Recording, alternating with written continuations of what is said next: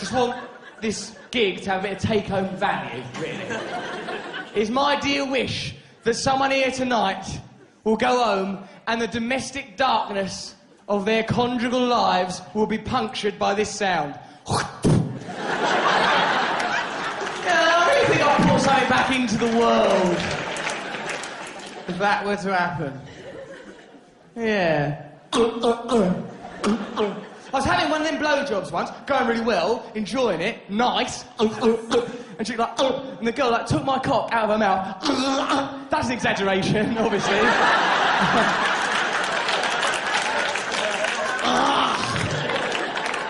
She took my cock out of her mouth.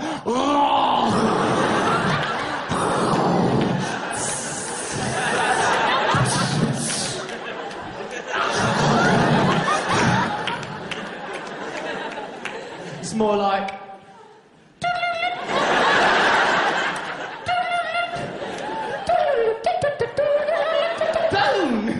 go, diddly-diddly. I'm a man.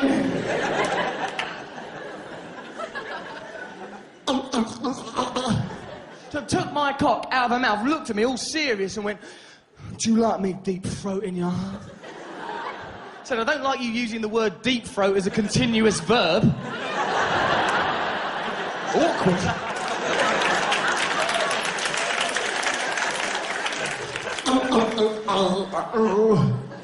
That noise is a siren from the universe that you are having sexual excitement in your lives. That is the world informing you that your life is exciting, sex-wise. If you hear that noise during sex. If you hear this noise during sex... that means you're misusing a vacuum cleaner.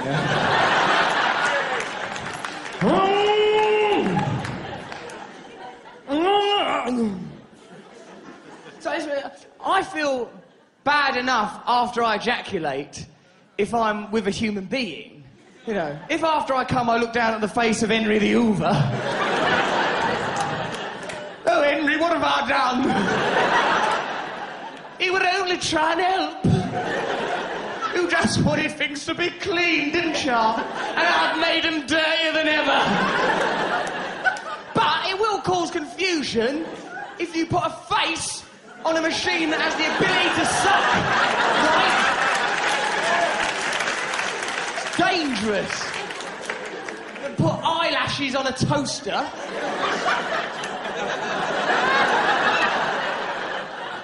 Ooh, it's golden brown. You're a lovely little pop-tart.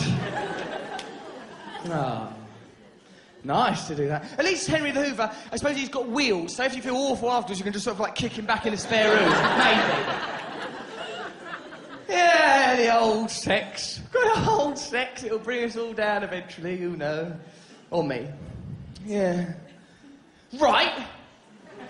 So, I thought this.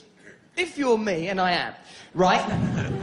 And you sort of grew up thinking that maybe you was a little bit fat and awkward about yourself and embarrassed, then you get older and you're asked to host the NME Awards, right? You think, oh, that's good, right? Because the NME Awards is cool. The person that hosts the NME Awards is cool. I'm hosting the NME Awards, ergo, I'm cool, right? Wrong. No. If only it were that simple. I mean, I did enjoy hosting the NME Awards, don't get me wrong, it was a fantastic evening, lovely evening, magnificent event, exciting, thrilling. Oh, what an honour to host the NME Awards. I had a magnificent time, really enjoyed it, brilliant, fantastic evening, right up until the point where Bob Geldof called me a cunt live on national telly that my mum was watching. And the thing is, right, when Bob Geldof calls you a cunt, in my experience, it's difficult, right? Because Bob Geldof comes with a lot of cultural baggage, right? We're all aware of Bob Geldof and all the wonderful things he's done. You're aware of, like, the narrative timeline of Bob Geldof. I'm 7 years old. Oh, Live Aid's on the telly. It's Bob Geldof. It's Bob Geldof. Give me the fucking money now. Oh, he's such an hero.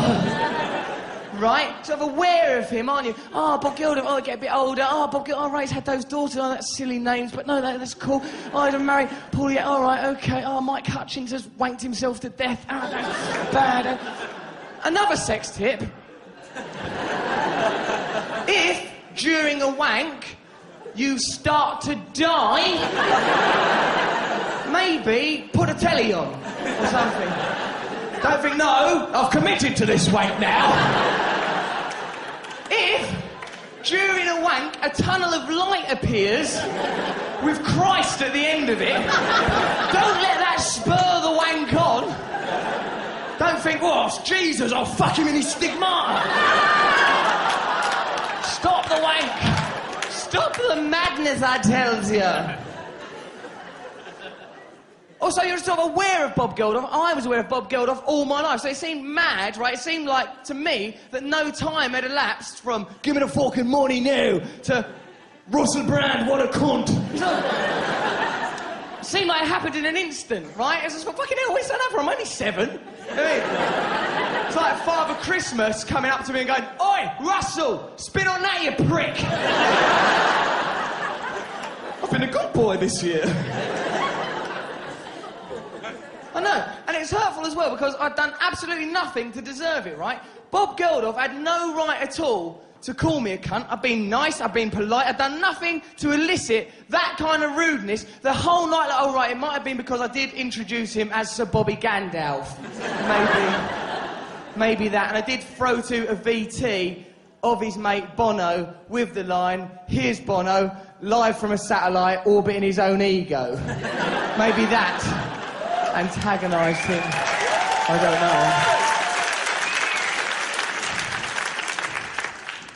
know. Russell Brand, what a cunt. Ah, fuck, shit, you bastard. Ah. Really hurtful when someone says that to you, right?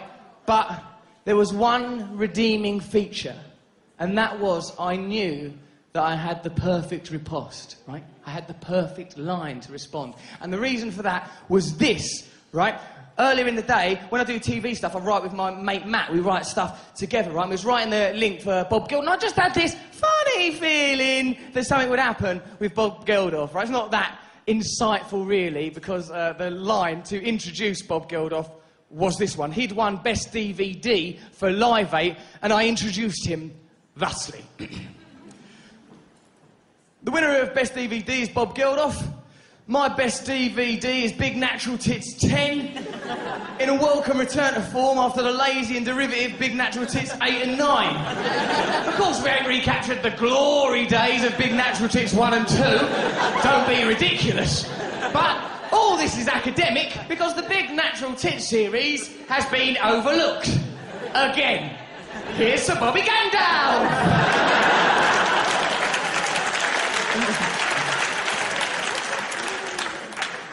He's not going to like that.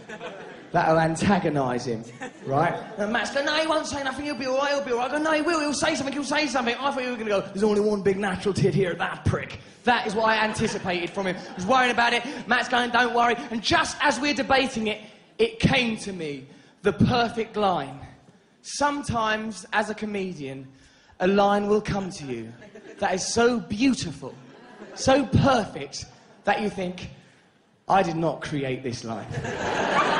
This line belongs to all of us. Surely this is a line of God. The line was, I goes to Matt. If he says anything to me, I'm gonna go, Bob Geldof.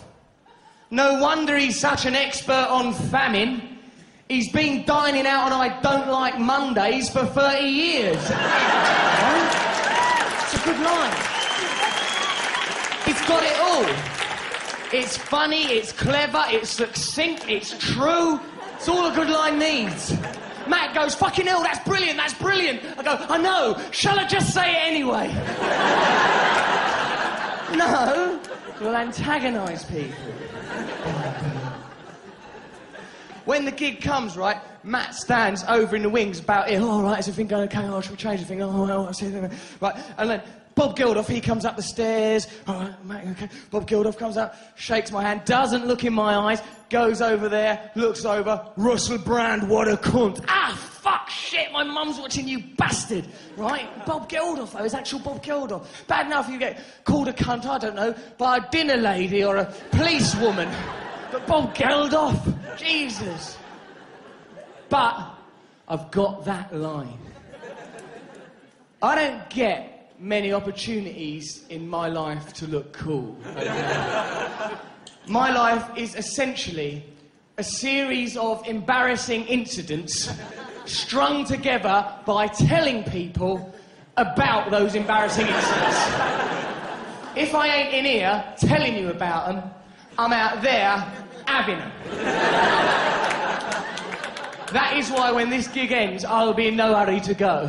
Don't send me back out there. Not to the embarrassing place. I'll remain here, shall I? Forever and spin yarns and rhubarb.